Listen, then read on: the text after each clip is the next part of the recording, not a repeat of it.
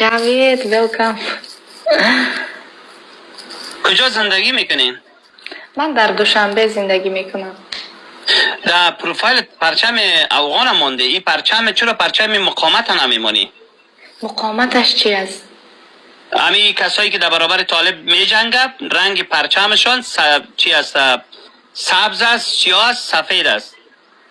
پرچم احمد مسعود.